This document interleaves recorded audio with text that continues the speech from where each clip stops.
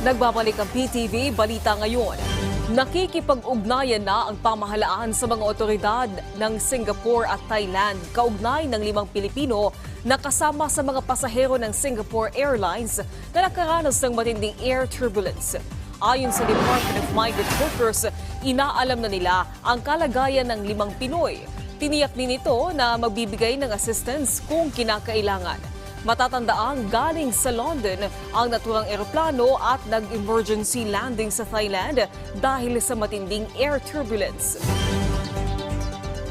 Hindi pa inirerekomenda ni Health Secretary Ted Hermosa ang pagpapatupad ng border control o travel restrictions sa kabila ng naiulat na pagtaas ng kaso ng COVID-19 sa Singapore. Ayon sa kalihim, walang dapat ikaalarma hinggil sa COVID-19 cases sa Pilipinas. Mababa pa rin daw ang utilization rate ng mga ospital sa bansa para sa mga kaso ng COVID-19. Gayunman, may paalala siya sa mga Pilipino na panatilihin ang minimum standard protocol.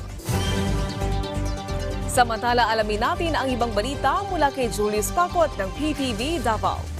Mayong adlaw, gipahigayon natong adlang Lunes ang pag-apod-apod og mga rice voucher alang sa mga mag-uuma nga benepisyaryo diha sa Panabo City.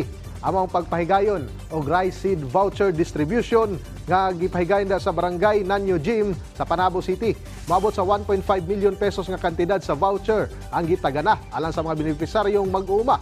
5,000 pesos per hektar ang ihatag sa mga voucher sa mga mag-uuma ug sila nang bahala kung asan lang ipalit ang sa mga participating merchant. Sa mga aktibidad, gitambungan sa mga opisyal sa DA11 ang maong rice seed voucher distribution.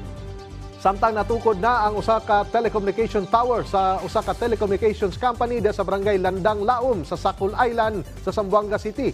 Niadtong Huwebes, usa ka seremonya ang gipahigayon nga gitambungan sa mga opisyal sa Department of Information and Communications Technology.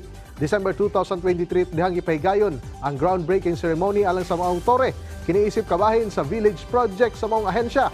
Pinaagi niini, mas mapakusgan pa ang internet connectivity sa maong isla na makatabang alang sa mga residente dinhi. Og mao kadtong mga nag-unang mga balita gikan dinhi sa PTV Davao. Ako si Julius Pacot. Mayong adlaw. Daghang salamat Julius Pacot.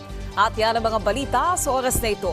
Para sa iba pang update, i-follow at i-like kami sa aming social media site sa @PTVPH. Ako po si Naomi Tiburcio para sa Pambansang TV sa Bagong Pilipinas.